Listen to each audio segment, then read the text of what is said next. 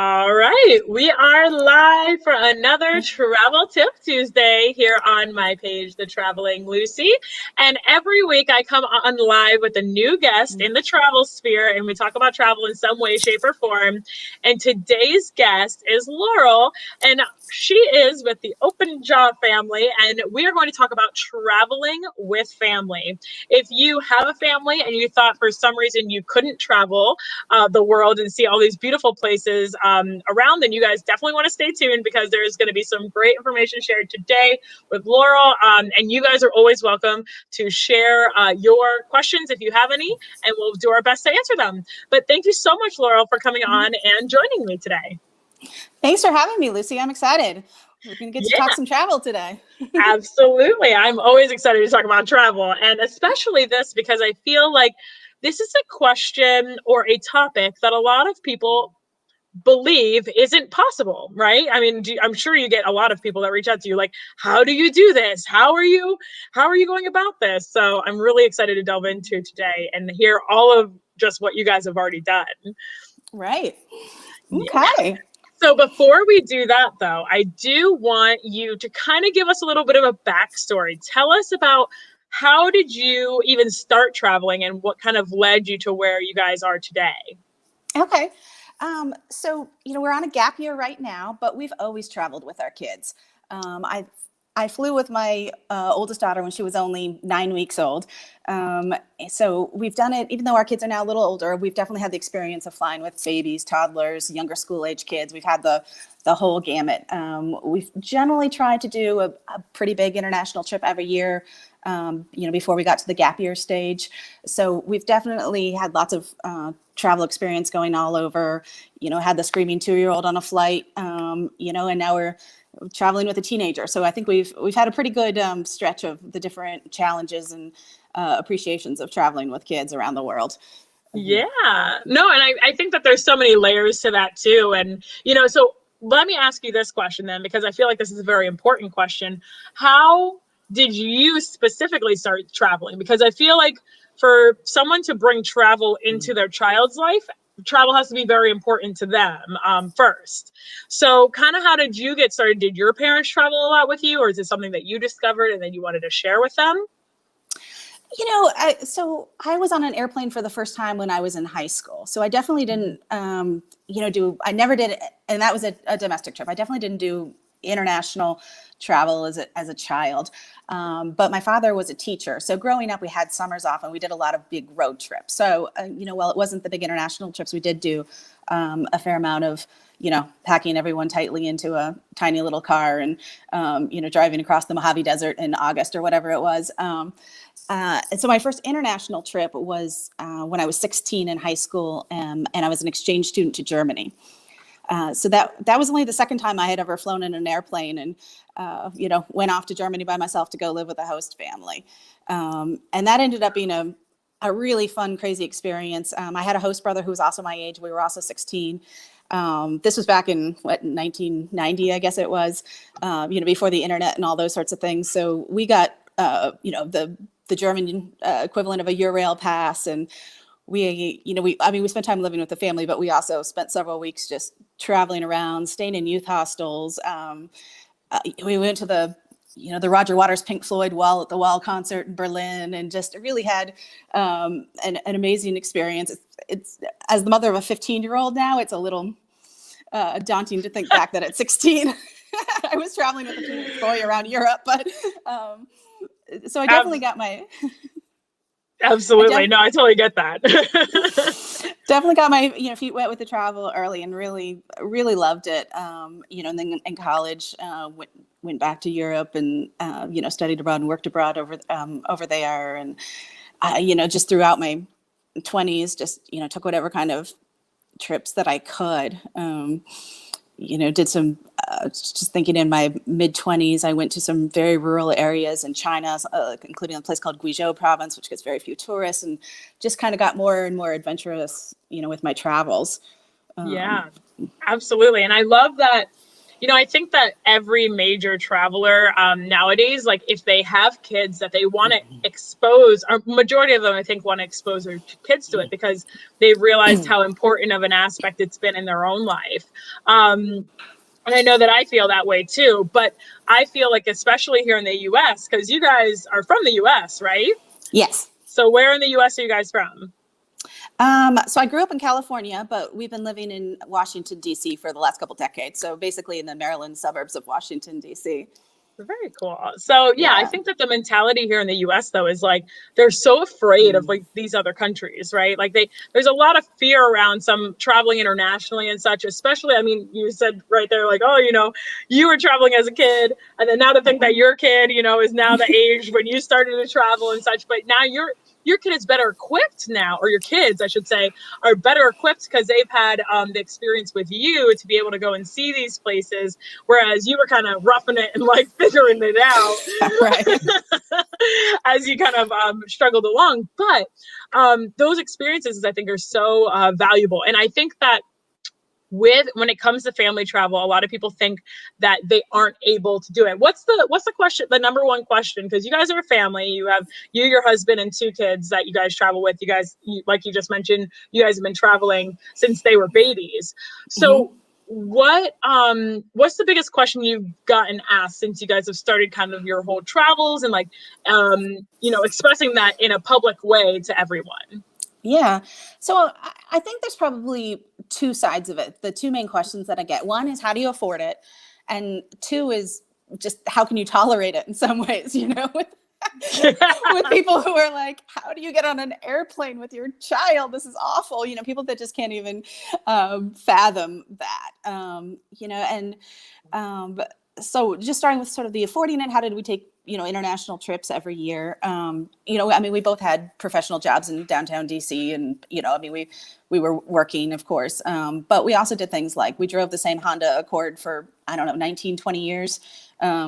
So, we didn't have a car payment for many years and things like that, because our priority was always the travel for us. Some people would be like, oh, when are you ever going to, replace your couch or something back in the day? And I was like, no, it's you're like, that's another trip. Right.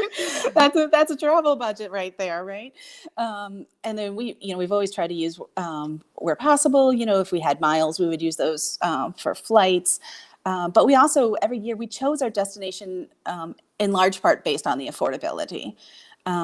So it wasn't like, okay, this is where we're going to go next year. We played it by ear every year. And there's so many places we want to go that we didn't feel like, oh, well, we have to go there. And even though the tickets are $1,800 each, we're going to go. No, we have so many places we want to go that if there was a great deal, then we would go.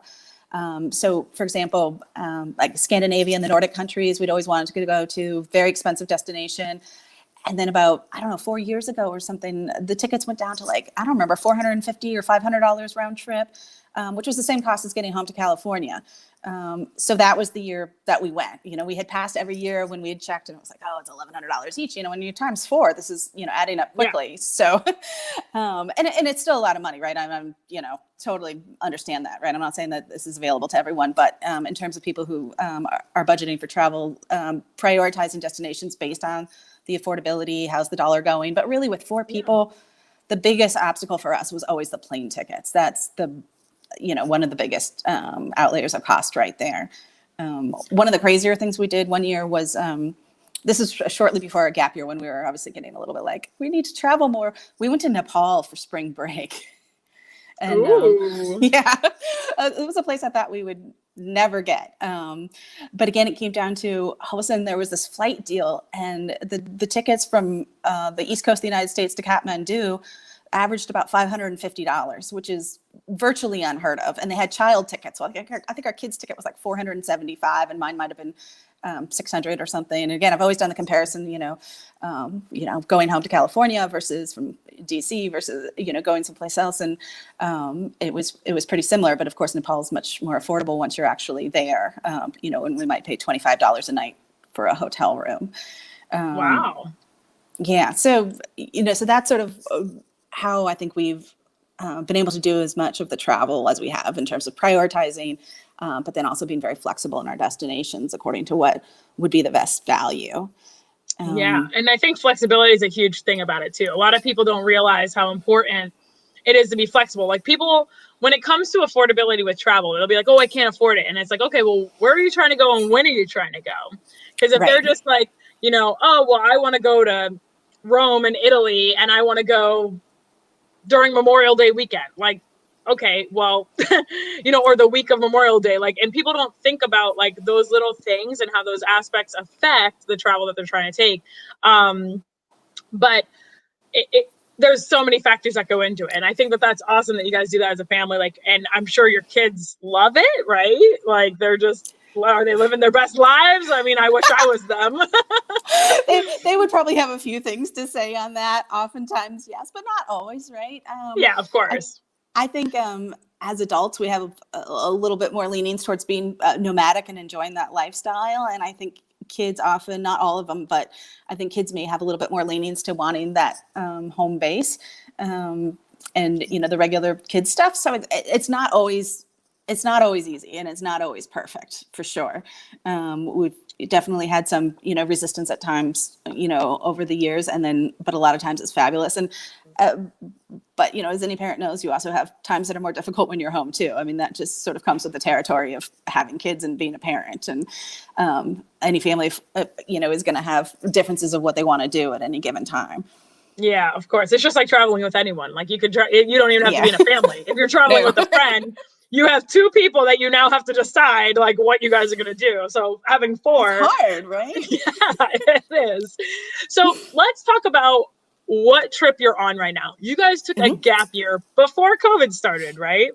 So yeah. Before COVID, pre-COVID, BC, right. You guys decide you're going to take this gap year. Now, let's talk about what you guys did with that and how that kind of plan originated, or just like what was your original plan and then how did it get affected with COVID? Yeah, so we were fairly late in the game in deciding to do it. I mean, I had always wanted to do extended travel, and actually back in my 20s, I had planned to take maybe 6 months to a year off to travel when I thought a job was coming to an end, but then I ended up getting hired by the next person, and so I stayed on, and so it just didn't happen. And then marriage, children, and life happened, and it just didn't happen. And we never really seriously thought it would happen. And then it was in 2019, early 2019, kind of had this epiphany, like, if we don't do this, we're never going to do it. Like, this is the time, if we're going to do it. And we had our oldest daughter at that time was in 7th grade. So we were thinking of, we have one more year before high school starts. And so if we want her back in time for high school, spoiler alert, that didn't happen. But if we want her back,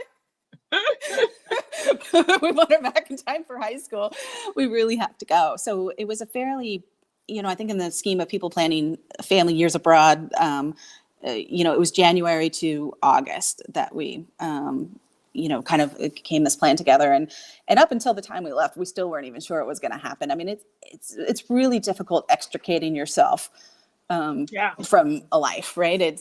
There were just a lot of complications and we weren't sure it was going to happen.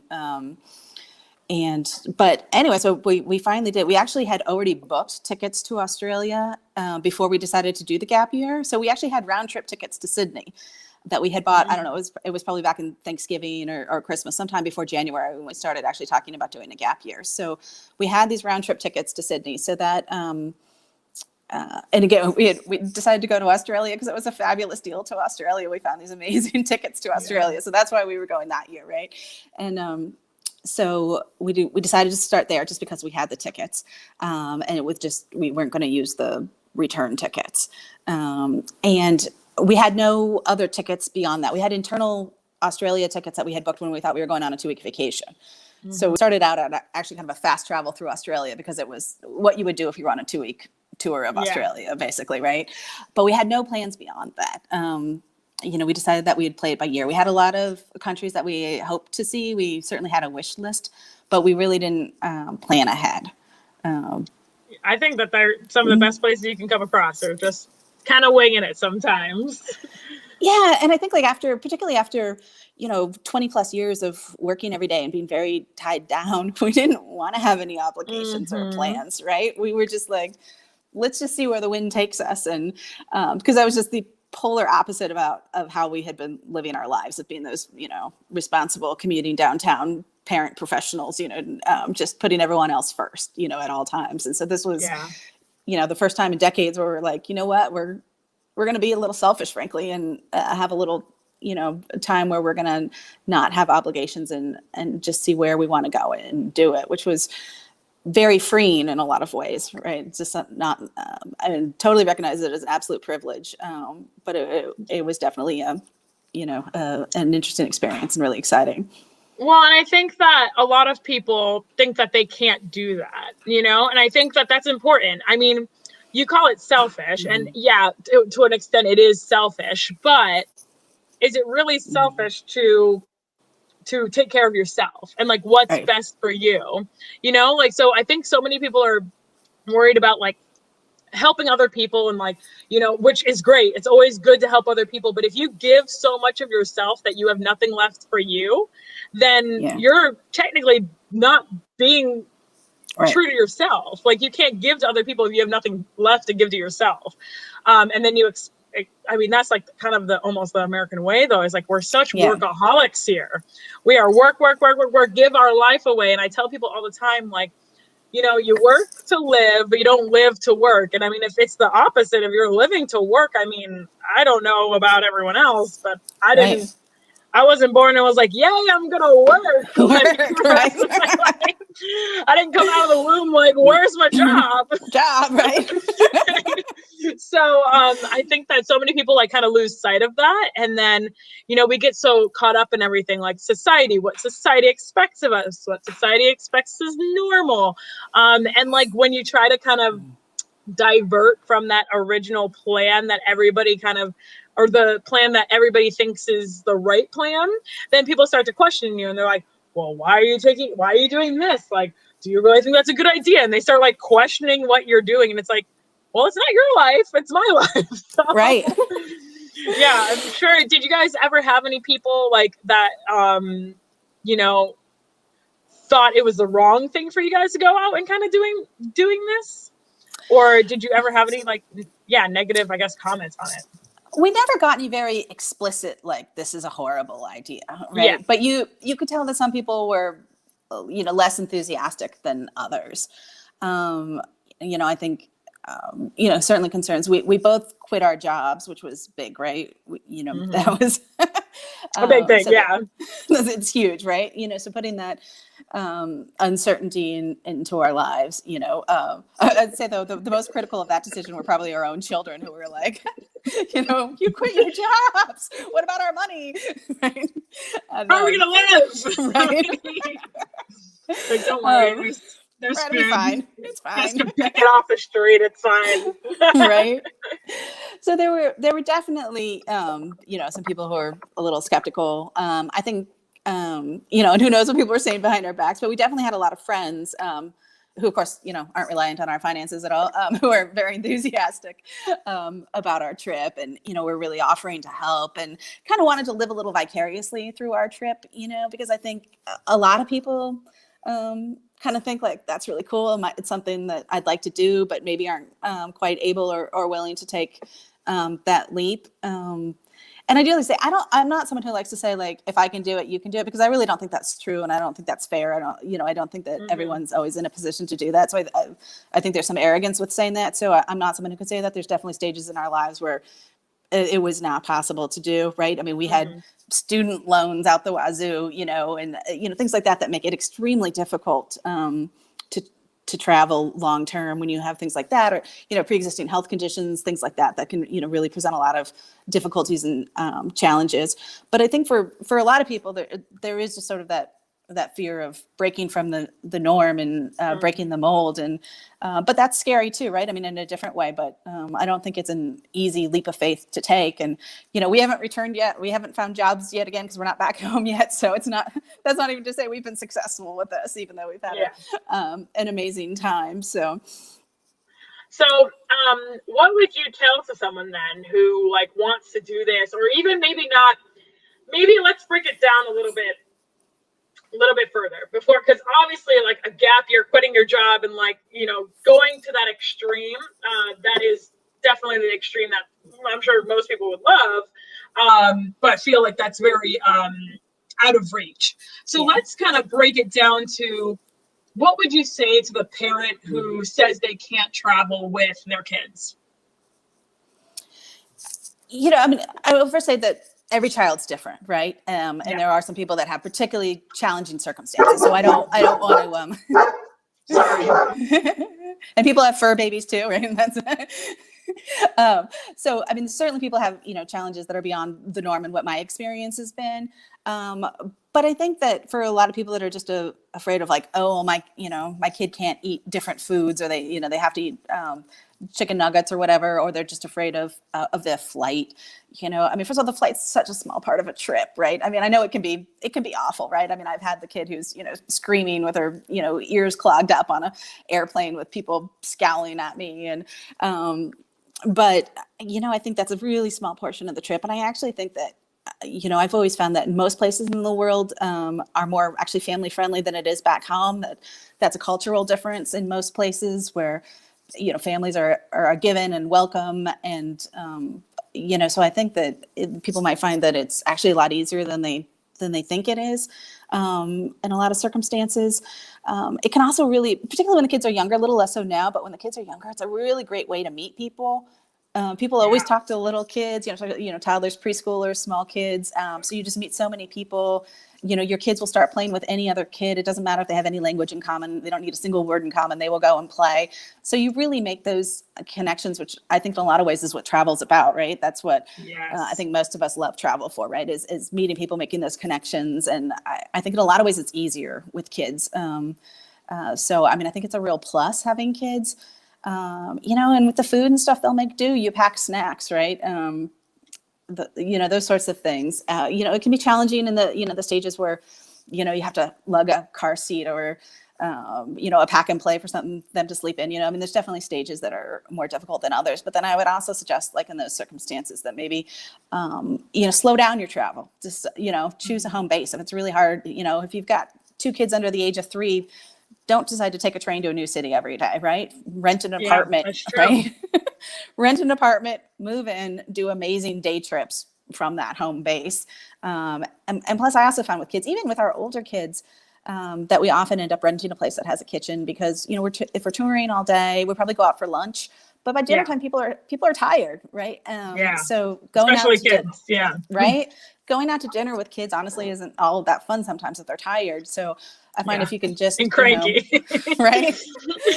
Just sort of like go out to either find a place that has a kitchen, whether it's an apartment or something, or you can also just order in. Of course, if you have a standard hotel room, or maybe you're staying in a youth hostel and they have a shared kitchen and you get to meet people and you're cooking together. And I think those experiences are amazing. So I think maybe changing your notion of what travel is can be really helpful. That we don't accomplish what we did when we were in our 20s and traveling together, right? We would, hit 4 sites, 3 museums, and, go out till 10 p.m. And I mean, that just isn't how it works anymore, right? It's definitely slower and more in-depth travel and more downtime, where it's okay to be like, I know we're in this incredible city, but you know what? We're going to spend the afternoon in the room and we're just going to read a book. Absolutely. And I think that a lot of people, especially from America, get stuck on that too. Like I have like a video on my YouTube channel that's called A Vacation from Your Vacation. And I made that video because when people travel, they don't realize that you need to take a step away, like especially Americans, like they they're like, go, go, go. Just like with our workforce, we're like, go, go, go. Right. And then like they exhaust themselves and then they realize they come back from vacation and they're exhausted still. Right. And it's like, totally. Okay, you just went on vacation, you saw all these beautiful things, but like you're not any more relaxed. Again, the selfish part that you kind of have to take care of yourself. And there's nothing wrong with being in a new place and like experiencing something new there and not going to 7 museums in one day. Like, go to one museum and then go hang out in a park and relax and just chill, right. But you're in a new space. So I think a lot of people lose sight of that sometimes. And it's a very important aspect. And I really loved how you said earlier, sometimes it's easier to travel with kids. Like, and you've done travel without kids and now with kids and seeing all those aspects. And I think that really it's this mental block that a lot of people have placed on themselves, saying that, oh, well, I'm not single and I can't travel if I have, a child that I need to feed or whatever it might be. And like you said, there's challenges, but there's challenges when you're single too. So, I mean, there's challenges no matter what. It's life. There's challenges at every corner. Right. But it's really cool to hear that like perspective from you having kids and like hearing people say that. I have a friend who, they moved to England. He was in the military and they had a baby when they were over there. And they had that same mentality because they were American and they thought, oh, well, I can't travel with kids. And then they realized that one of their friends that they had made over there while they were over there had 5 kids. Mm-hmm. And they were traveling with 5 kids. And they were like, if they can travel with 5 kids, I can travel with 1 kid. Like, right. So it's just crazy, like the limitations we put on ourselves because we think that it's not possible. So what do you think has been the most rewarding thing for you to witness traveling with your kids? Oh gosh. I think when you see them doing something independently or that was challenging to them, I think that's great.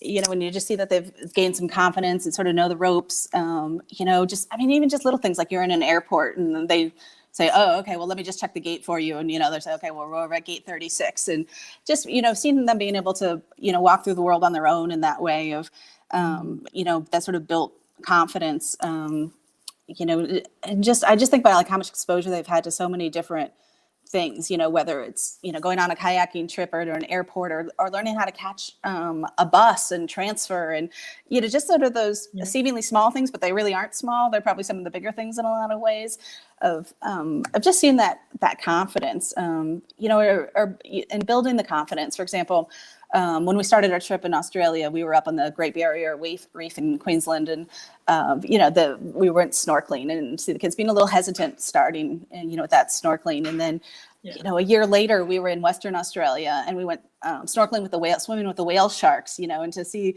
the kids jumping into this rough water because they were not going to miss swimming with a whale shark, which is a little intimidating, right? And and I was not sure that they were going to do it, right?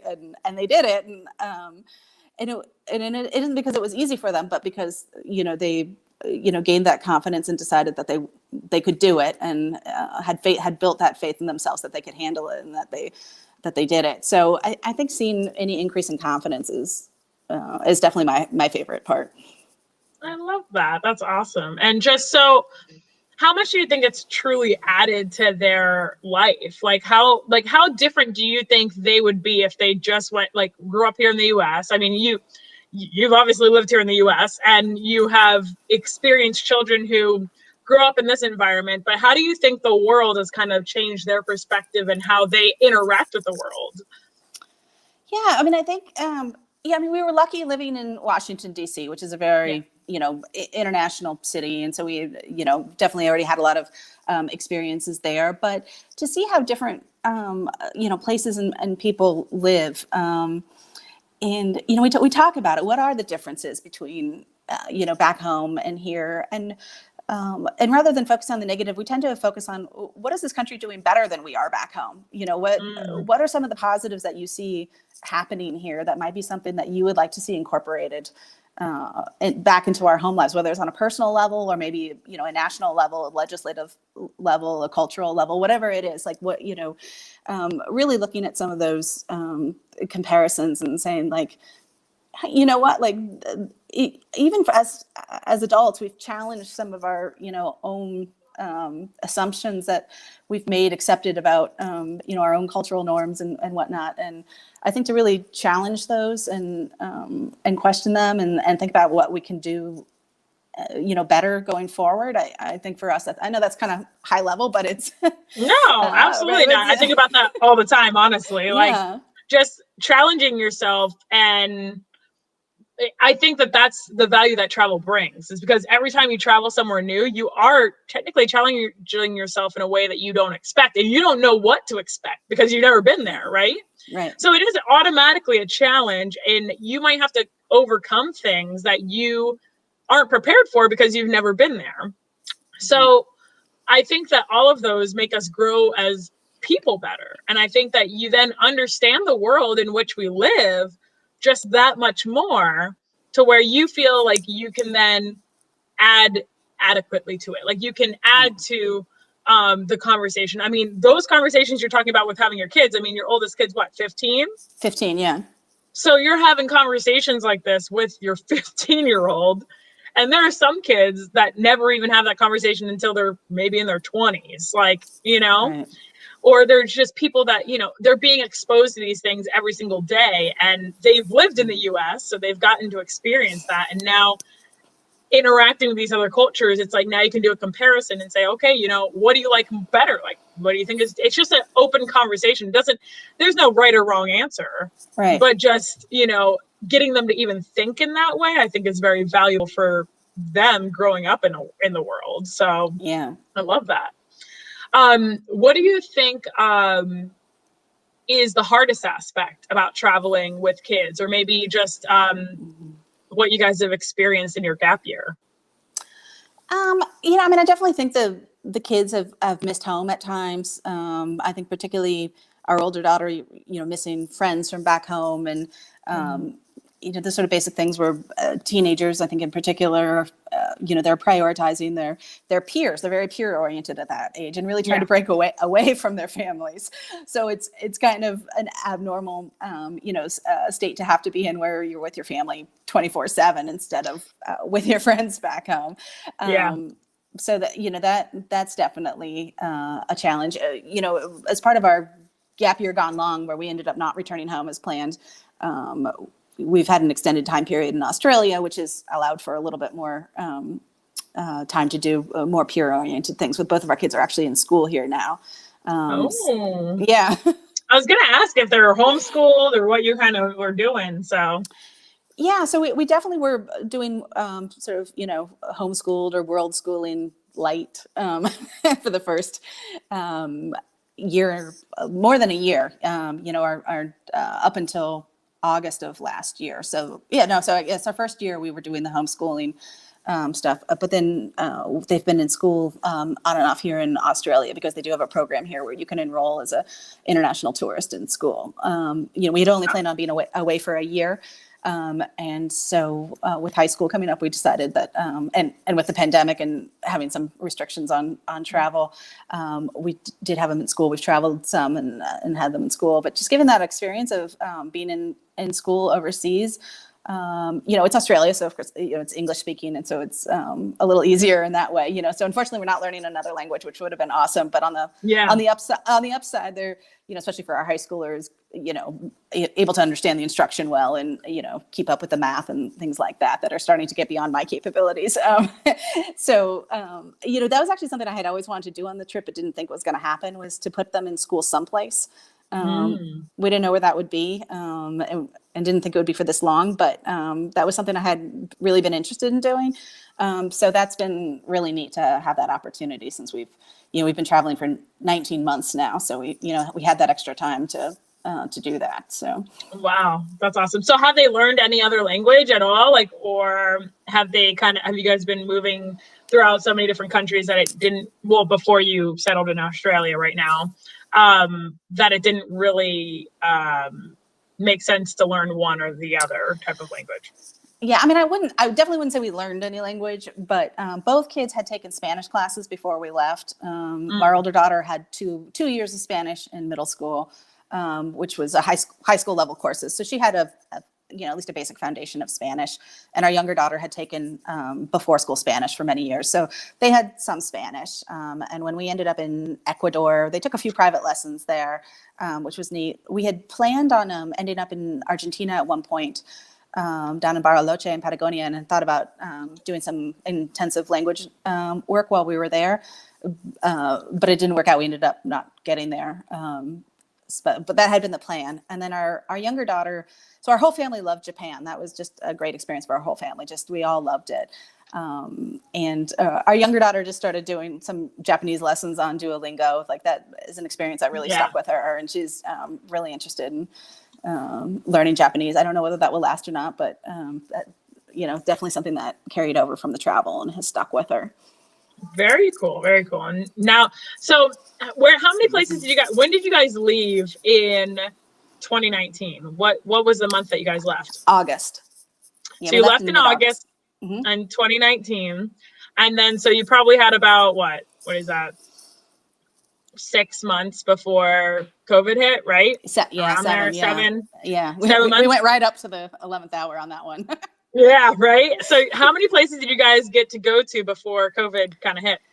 So after Australia, so we were in Australia for, I don't know, 3.5 weeks or something. And we went to Bali next. Bizarrely, Bali wasn't working for us when we were there. We actually thought we were going to stay there for an extended time period and thought we were going to love it. And we were going to stay there for maybe months or something. It just wasn't resonating with us, with what we wanted to be doing at that time. So we left and we went to Japan, which was actually never part of our plans. So then we were up in Japan for about 6 weeks and just had an absolutely amazing time. Really loved that. And then we flew all the way back to New Zealand, which had always been on our list. We were trying to emphasize some of the Southern Hemisphere countries that are difficult to get to on a regular holiday schedule, with school holidays once we're back. So, that's why we were, thinking of Indonesia, Australia, New Zealand. So we went all the way back down to New Zealand. We were there for about 6 weeks. And then we flew to Argentina from there. And that's a big trip. There's a nonstop. It's a little trip. That's fine. It actually wasn't bad. There's a nonstop from Auckland to Buenos Aires. Or at least there was at the time. And so we were able to get on that nonstop straight to Buenos Aires, which was amazing. Because the one thing that was that, I don't remember. I want to say 11 or 14. I'm not. It wasn't that bad. Like, not as bad as I thought it would be. What you thought? You're right. Go ahead. Yeah. And so the one thing that we had pre-booked before we left on the trip, but didn't know if it was going to happen or not, was a cruise to Antarctica. And so again, if you ever want to adopt me as a child, it's fine. Go ahead. Right. So I want to say, so we went to Antarctica, but we were not allowed off the boat. We went on what's called a cheap cruise. So most people that go to Antarctica go on the expedition ships. And these are ones that have under 500 passengers or under 200 passengers. That's just was way out of our price range with kids. That would have been, $40,000 or something to take a family of 4. I mean, it would have been ridiculous. And we'd also booked kind of late for Antarctica, so there wasn't even availability for us really. So we booked on a Holland America cruise, which was a giant cruise, full size cruise. So because it had over 500 passengers, you're not allowed off the boat in Antarctica. So you don't actually get to step foot on the ice, but you get to float around Antarctica for days. So, which was absolutely amazing. The kids absolutely loved it. And I will say that this was kind of a little bit of a respite for them mid-trip, where they're kind of getting on this, American cruise line, and they were friends. They were not their own, but they made friends. There were kids on there, and there was familiar foods, and it was. They just really enjoyed that, and they had free reign of the ship, right? They were just awful. Right. They could go wherever they wanted. We had never been on a cruise before, by the way. I swore we would never go on a cruise. And here we go on. Why? I was like, they're big norovirus petri dishes. I was not going to get on one. And then COVID. Right now, right? Oh, and remind me to swing back to that one, because we were on a cruise in March. But so we so it was this amazing cruise, and we'd never been on one before, and it was 22 nights, and we're all shared one room. We're crammed into one stateroom, because basically the way that it worked out, it was about I think I worked it out, it was something like $119 a night per person for this cruise to Antarctica, which is unbelievable. There's nothing that even comes close to that, right? I mean, there's this, if you're trying to get to Antarctica, cheaper than a hotel. Yes, right. And that included food, and right, the whole. And that includes food, So So this was amazing. So we went down there, and so although we couldn't get off in Antarctica, we did get off in the Falkland Islands, the Islas Malvinas, and there we got to walk with the king penguins, which was really amazing. I mean, that was like the main reason to get off in Antarctica, right? Is because you want to walk with them, be out there Yeah. with the penguins. But we were able to do the stop in the Falklands on the way down with the cruise. And so we were able to, and we did some other penguin stops. But the king penguins are like the, kind of like Macho. the big thing of the penguins, right? So, so that was amazing. The kids absolutely loved that. And this is where we ended up not going to Bariloche in Patagonia. Is on the way back from Antarctica, we were going to get off our cruise, stop early in southern Chile to then carry on to Patagonia and Bariloche. But the cruise didn't stop. They missed our port. And so Oh, yeah. okay. So we ended up being taken all the way up the coast to Santiago, to San Antonio, near Santiago, up the coast of Chile. So that's how we ended up. Wow.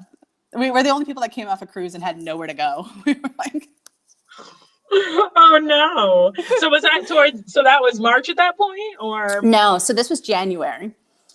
Oh, okay. Okay. So it was like a Christmas time cruise. And then, so we ended up in Santiago. So we had to come up with new plans.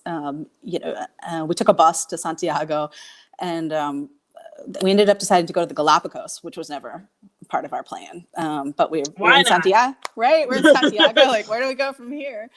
So we bought tickets up to Quito, Ecuador.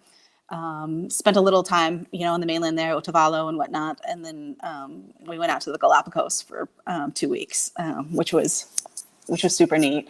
And if anyone ever wants to talk Galapagos, we organized that on our own and did a lot of it by land, just taking the public ferries from island to island, and then did a 4-day boat trip. But that was super neat. And that was, I guess, that must have been February, by late January, early February. And that's when we flew to Italy, where we actually met our in-laws to take a cruise in like the Middle East and Gulf states, which we had booked last minute. We again had swore we were never going to go on a cruise, and here we're basically going on our third one in 3 months at this point. But it was a nice opportunity, right? But while we're here, right? We talked the grandparents into meeting us, so we did this, amazing cruise leaving Italy in February. That we went to Jerusalem and Luxor, Egypt, and Petra and Oman and the UAE, and it was incredible. But it landed us on a cruise ship in early March 2020. Here we go. Right.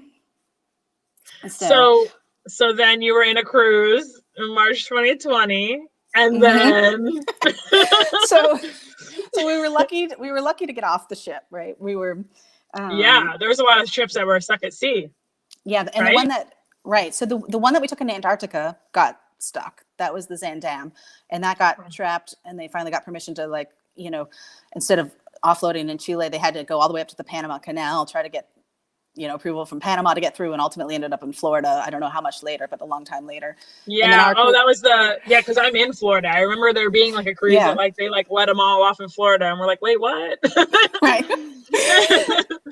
Yeah. So that was the one that we had been on for Antarctica, like the 2 prior sailings, and then so the one that we were on, that ended up in Dubai, it sailed onward from there, and those people were not able to get off. They got, for a long time, I think they got stuck, and there were some negotiations with South Africa, I think, where they ended up. I could have some of that wrong, but we got off and didn't really know what to do at that point. So we stayed in Dubai for 10 days or something, and then we decided to go to Oman, and we took a bus to Oman. And that's when it was right in that week. This was in March, when everything started looking really bad. Like, we're like, we need, so we ended up hiring a driver, which is not something we normally do, because that's a little pricey, but we were like, we need to see Oman quickly.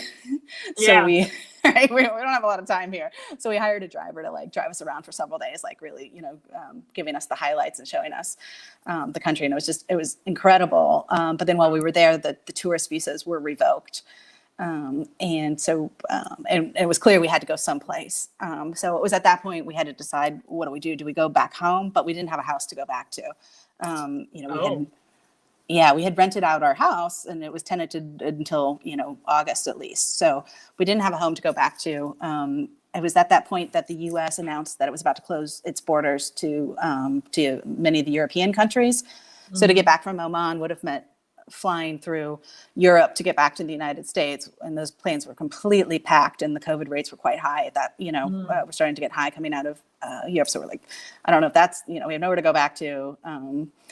we don't want to go to Europe. We can't stay in Oman. So, where do we go in midst of this pandemic we're basically like these, homeless international people without any place to go.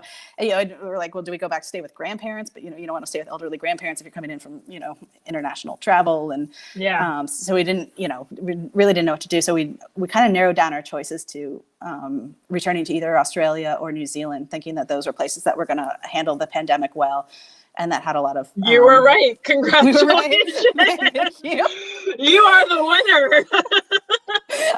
I'm the winner of if the you Amazing could choose Race. One place in the world, and you chose well. You chose well. And it wasn't just luck. I mean, we really, we thought it through, looking at political situations, healthcare systems. I mean, I was even researching available beds, hospital beds per person in different countries, because we also didn't want to be a burden wherever we went. I mean, that was important to me too, right? I didn't, I was like, how do we do this responsibly, but how do we find ourselves a safe haven as well? So that was, a challenge. I'm not saying we got that right. It was a really difficult time, but so we decided to fly to Perth in Western Australia. We figured that, it's a very sparsely populated space. I mean, who knew how this, pandemic was going to go? So we decided we can get space, and we wanted to be able to rent our own car wherever we ended up, just kind of having stuff in our own, control a little bit, where we could kind of fend for ourselves wherever we ended up. So we rented a car and we rented a house for 2 weeks in Western Australia. We arrived the first day of in-home quarantine, so they hadn't yet established a hotel quarantine system yet. The borders were still open, but they said, okay, international arrivals, you need to stay in your house for 2 weeks. So we rented a house for 2 weeks and just stayed in that house. We rented a pretty large house with a large property so that we could have outdoor space and not stay inside. And we ended up staying in that house for the next 2 months. Wow. So, yeah. And Western Australia, for anyone interested in how Australia went, ended up being the perfect pick. It was the place that it shut its own internal border to the rest of Australia and went 10 months without a single case of COVID. That's what I was saying. I mean, I should have, I was going to circle back, because when I said, wow, you chose the right place, I don't think a lot of people know that was the case wasn't the case. Right. Sorry, it's a bad joke. With COVID over there, they didn't have a case for 10 months, which is crazy. Yeah, the whole rest of the world is going crazy. Right. Yeah, and that was specific to Western Australia, but that's practically half the country there. And we anticipated that they were going to shut the state borders in Australia, which they did end up doing. And we thought Western Australia is a very large state that we hadn't seen any of. So we figured, well, eventually if we get to travel there, then we'll actually be able to see a lot of stuff. So all of our predictions largely ended up being accurate, except for the fact that we did not anticipate that it would go on for this long. We thought months for short, right? Yeah, I was about to say, I remember back in the beginning of COVID, and we're like, this will be gone in 2 months. Right. We're a year later. we thought we would be there maybe until July or August, so maybe 3-4 months was, kind of the outlier of how that would pan out. So I'm curious, how did that all work out with usually you need visas or something, if you're going to stay for an extended period of time, how has the country been faring with that? Or what's the situation with that? Did you guys is it special because of COVID? Yeah. So when we entered, we had a tourist visa, which was good for 3 months. And because, and we entered last minute, the border actually closed 3 days after we arrived. So we were one of the very last tourists that arrived into Australia. So we already had 3 months on our visas. So for a while, we didn't know how that was going to pan out. We knew we might have to go home, which was okay. That was, kind of what we had planned anyway. But then at some point during those 3 months, they actually developed a pandemic COVID visa. So we were able to, we were so able then you just had to apply for that? Yeah, so we ended up getting that. So that's what worked out for us. Before COVID, Australia was pretty open for U.S. tourists. It was, you had 3 months, then you had to exit the country and come back, but you could come back for 3 more months, and this was valid for a whole year. So even under normal circumstances, it was pretty flexible. The only thing that we couldn't, so we could have stayed a year under that normal time, so we would have just had to leave the country and come back in. So that option was no longer, of course, available with all the borders closing. But But so staying an extended period in Australia as coming in as a U.S. citizen wasn't, that far off the norm of, what was permissible here. So, but we got very lucky though that it did work out for us. Our joke was that the Australian government checks my credit card statement every month and goes, "Yep, okay, one more month." You're like, that's good. That's good. Yep. Keep spending money. Thank you. Thank you. We also, like in our planning, it was just the way that we traveled around Australia. We were, no one was allowed into Western Australia from the other parts of Australia. So, so for a long time there, they were, didn't have tourists coming in, none from internationally and none from the rest of the country. So we were definitely, helping, keeping some of that restaurant and tourism industry alive in different places. And we spent, we ended up driving the whole length of Western Australia all the way up to the Northern Territory in Darwin. And then ultimately Queensland and Tasmania, and really kind of getting some of these places that have really been suffering a lot during the pandemic in terms of their tourism industries. So, so hopefully we've kind of given back to, I hope that, I think you have. Yeah, absolutely. So, I have a question, and I don't, if you don't feel comfortable saying that, with the money, how you guys quit your job? Did you guys get remote jobs at any point? Like, have you guys dabbled in that? Like, what is the situation? Or do you guys just save up a bunch of money before you left? Yeah. So we really did not want to work. Like I said, we had been working so hard for decades that we really were not interested in that year. We just really committed to taking a year completely off. And so, no, we didn't plan on any remote work. And we're living off of our savings, which we had planned for 1 year. We're now extended. So we're now definitely, over budget. But we decided that with the opportunity to stay in Australia amidst a pandemic, our kids' schools back home still haven't reopened for their grade levels since last March, to have that, opportunity to be here. It was, it was worth staying on, and we'll be working a few more years in retirement to compensate it. But we just decided that I can't think of much else I'd rather spend our money on than having this opportunity that we've been fortunate enough to have. And we're spending a little less money too when we're with the kids in school and staying and renting a house, and with our own house rented out back home, been able to do that. But at this point, we need to. We're heading back home soon and need to find jobs again. And so we're kind of running out on that end, and eventually Australia. The time is coming nigh. Right. So I think I think it's time probably that we have to get back to the real world and get back to work and figure out what that looks like for us. I don't know what that's going to be, and how do you balance that in terms of we're still obviously really interested in travel and having those opportunities, but I think we're also both people that feel like we do want to be contributing members to society, and what are things that we can work on that are hopefully making for a better world, and so kind of trying to figure out how to strike that correct balance. Yeah, absolutely. And there's definitely a balance there. But what's nice though is that you're coming back to the US after this whole last year, which has taught businesses a lot here. I mean, now that they trust a lot, there's a lot more companies that are trusting their workers to do that remote work. So you're coming back to a situation which could in turn benefit the fact that you do want to travel. In that obviously travel is very important to you, even though you guys have been gone for so long. So there might be opportunities there just there in itself, more so than before. I hope so. I mean, I really hope that becomes a permanent change, because I think that has so many benefits for people. I think particularly, working parents that are, it's so challenging. And that's what I think part of what tired us out a bit with working is, you're commuting maybe an hour plus each way each day and trying to race home and pick up your kids from childcare, and, those sort of, just normal things that could be made so much easier, I think, with the use of technology. So I do hope that this, is a permanent change in some ways, although I also appreciate that I think a lot of people are probably eager to get back to the water cooler and see people in person. But just having some, not everyone for sure, but but I think some people are, right? Yeah, there's something to be said for in person too. But I think having a little bit of flexibility will hopefully benefit at large. I would love to see things just improving on that front. Yeah, absolutely. I think so too. And I think, well, a lot of companies, it's multifaceted for a lot of companies, because some of them are saving money now. They don't have to have local facilities. Right. And now it costs them less to actually have their employees working for them. Yeah. So, you know, there's a lot of pluses and minuses, things that, you know, are more effective, less effective. And, you know, it's all a balancing thing. The whole world went through this pandemic Right. together.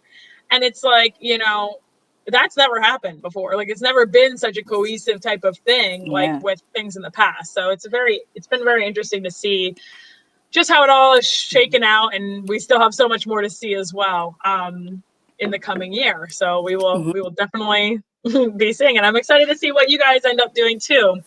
And so, how do you think with the experience that you guys have had, how do you think now moving forward? You guys coming back here, well, one, are your kids like excited to come back to the US and like be back here? Like, how long? And now it's been like almost 2 years, a year and a half. You know, what are they looking forward to? Like, how has this impacted them? Yeah. So they're really looking forward to getting back to our house.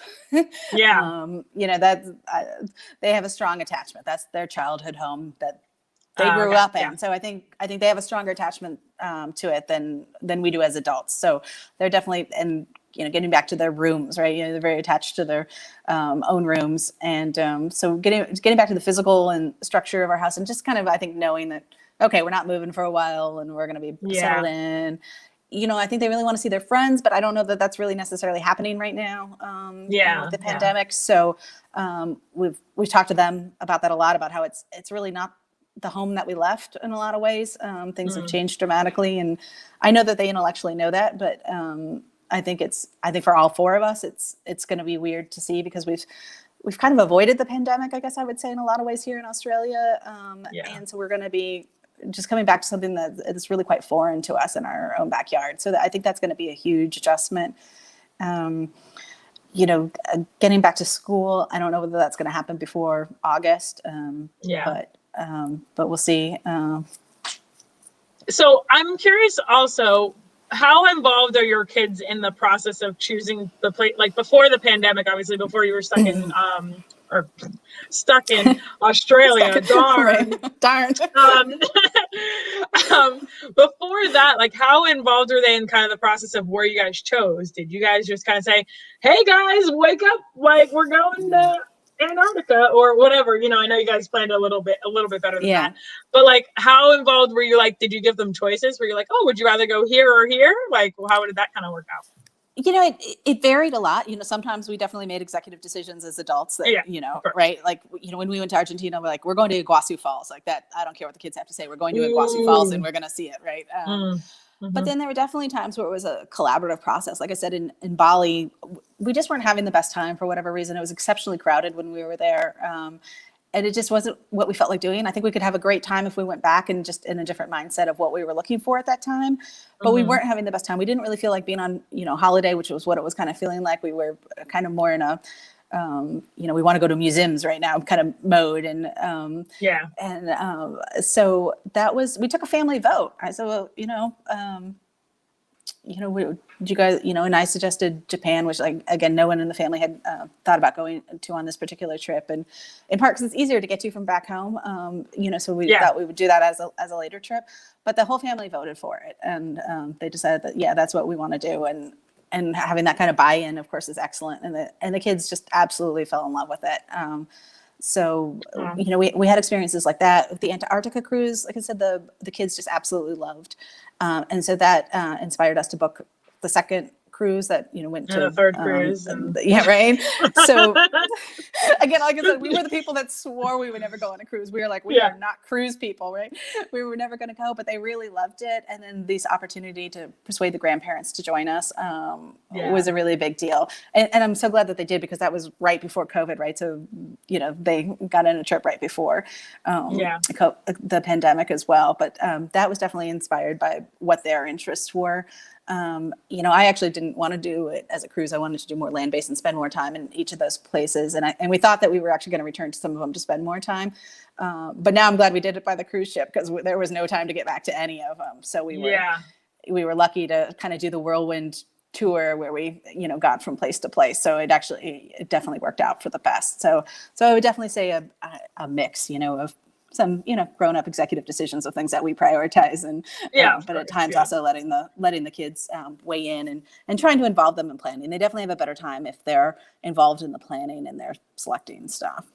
Yeah, well, they got buy-in there, because then it's like if it's not as exhilarating, then they're like, oh well, I chose that, rather than if you chose it and they hate it and they're like, then they could be like, oh well, I didn't like this because whatever, it's just an experience. Right. And trade-offs, right? Like we went, spent a lot of time wine tasting in Tasmania, for example. But then when we flew back to Queensland, we took them to the theme parks, on the Gold Coast, right? Which is, I didn't want to go, but they had a fabulous time. And it's only fair if we're going to do some, very adult things that are really not that adult fun for them, right? Yeah. Trade-off. Right. Negotiations. Negotiation. You're like, okay, theme park this day, wine this day. Right. Love it. That's awesome. All right. Well, Laurel, you've shared so much. Your story is incredible. I think that just hearing what you guys have gone through in this last year and a half because of the pandemic is, one, insane, just what you guys have experienced as a family. But I think it's so valuable.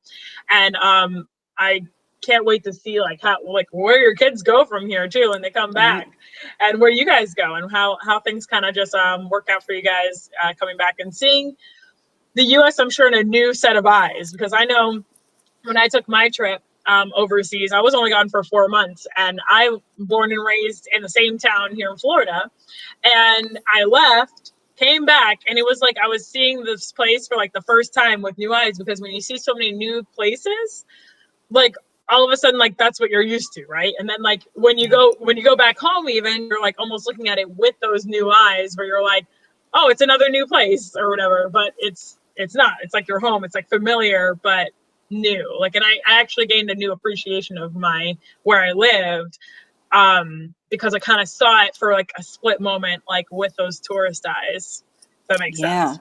Yeah, absolutely. Yeah. I'm in some ways excited to see that, of, just how our perspectives have changed when we get home, and how the kids feel about it. And, we'll see how that is. And, hopefully inspires them to, want to make changes that they think are appropriate, and, and continue to be lifelong travelers, I hope. I hope so too. But I think you've given them quite a unique experience that I'm sure their friends are jealous of. Wish that they had. So, tell people how they can contact you if they have any questions, or like what are you guys kind of doing on? I know you guys have your Instagram, the Open Jaw Family, or at Open Jaw Family, and kind of what are you guys doing on the social media side, or how is it best for people to connect with you if they have any questions? Yeah, that's really our only platform right now, is Open Jaw Family on Instagram. So I definitely encourage you to people to come on there and connect with us, follow us, DM me, talk about any questions anyone might have about, places they want to visit, or just traveling with kids in general, or long-term travel. And some of our experiences too are applicable to people without families as well. Just, there's all sorts of things we learned about long-term travel in terms of, the technology you need, and phones and chargers and all that kind of stuff. So, whatever people are interested in, definitely connect with us. We love connecting with fellow travelers. So that's always fun. We didn't have a lot of time while we were traveling to really build our social media presence. So I hope to actually, I haven't even looked through all our photos from our trip. So what, I'm sure. So hopefully when we get back home, I'll actually be able to do a better job of, going back through and finding the photos and writing up more of our experiences and providing more information, and dedicating a little more time to that. Yeah, sounds like a blog is in your future. Yeah, I hope so. I think that would be a lot of fun. Yeah, hopefully you got some video footage too. Maybe you can be posting some YouTube videos. Right. I don't know. I'm just saying, throwing it out there now while you guys are still out there. Get the videos while you can. I wish that when I was on my Europe trip that I had taken more video, because now I'm like, I have all these pictures. I have no video. We have some video, but not enough. If I were to do it over again, I definitely would have done some different stuff with the photography and the videography, and worked on that more. So that well, you got more time. Yeah, next time. Next time. You got a few months left, or a couple months left. Yeah, you'll figure it out. Here's a snapshot end of it all. Love it. Well, thank you so much, Laurel, for coming on here. I really appreciate you taking Thank the you. time out of your day. And what time is it over there? Is it 12 hours difference? Is it? It is 10:15 in the morning right now. Okay. All right. So 8:15 over here, 8 Right. p.m. So I'm glad the time worked out for you. I've had some people where there's like, it's the middle of the night. And, yeah. So I do appreciate you taking the time. And there is one last question that I am going to ask you, because I ask every single person who comes onto my Travel Tips Tuesday here this. Now, it's a little bit deep. But we've been having some great conversation here, so I'm excited to hear what you say. And you can answer this either yourself, or as your family in general, whatever you feel is best. So, how has travel in general changed you and impacted your life? I think, I'll answer for myself, but I think it's probably applicable to the whole family. Just going back, from starting to travel as, a young person, just seeing myself as, this is too cliched, but sort of a citizen of the world, just how intertwined that we all are. And really caring about different places. I know that, once you've traveled to a country, I feel like you follow the news from that country. You understand it more, where it is, who the leaders are, maybe you start understanding some of the politics or the culture or the geography. I mean, all those different things that play in there that you see when you're traveling. And even if you're not really consciously thinking about them, you do absorb it. And I don't know, it just makes me care so deeply, I guess, about all the different places in the world, and about how we need to take care of each other and treat each other well, and to see the impacts of one place on the other, and not seeing anything just through a solitary lens. So and I think that's why I hope more people travel when they're able, and it's safe to do so, is to just build those worldwide bonds, because we are just one planet that we have to take care of, and each other. Yeah, no, I completely agree. And I think it's crazy, right? You said it's a little cliche, but I mean, it's just like the cliche of like when I went to Europe and or when I went on my trip and I traveled the world, and I said I came back and it changed my life. Like, there are jokes about that, like, oh yeah, I traveled and it changed my life. But it's like, it's true. That's what happens. And as cliche as it might sound, it's once you experience it, you realize, wow, this is just like really what truly connects us. And it seems cliche, or some to people who have never experienced it, I feel, because I think anyone who's traveled can kind of definitely feels the same thing that you do right there. Like, I feel more connected with the world. I feel like I understand the world a little bit better. I think that travel is the cure to like prejudice and just understanding people from their perspective, because you don't know what you don't know at the end of the day, right? And if you've never experienced anything different than your box, then how could you ever know what's outside of your box if you don't break that box? Right. So yeah, I think that travel is just incredible, and I hope that more people do it too. And that is why I started my YouTube channel, to try and inspire people. So excellent. Here we are. And hopefully to those who are watching and have stayed with us through this, I hope you've enjoyed the conversation. Thank you so much, Laurel, for being a part of this. Again, truly, truly appreciate you and your time, and just sharing your family's experience and what you guys have gone through in the last over a year. So it's crazy. Awesome. Can't wait to see more that comes from you guys, and all that you guys do when you get back as well. And if you guys are watching right now, the Travel Tip Tuesday that we are doing right now, I do host this every single week on my page here. So if you guys liked this, then feel free to subscribe to my YouTube channel. I do post this every single week on Tuesday, as well as you can always reach out to me on Instagram. You can follow me at The Traveling Lucy, send me a message, or also make sure you do that for Laurel here. Go follow their family and their story and all that they have to come as well. It's definitely going to be an interesting thing to see what they do with that blog, maybe YouTube channel, maybe all of it. So I'm excited to hear what it is. And that's at Open Jaw Family. So Great things to come. Thank you again, Laurel, and can't wait to chat with you and stay up to date with what you're doing. Thank you so much, Lucy. This was so much fun. I enjoyed talking to you. Thanks for having Yeah. me. Of course. My pleasure. My pleasure. Pleasure is all mine. All right, guys. We will see you guys again next Tuesday for another Travel Tip Tuesday. We hope you guys have an amazing rest of your night, day, wherever in the world you may be. All right. Thanks.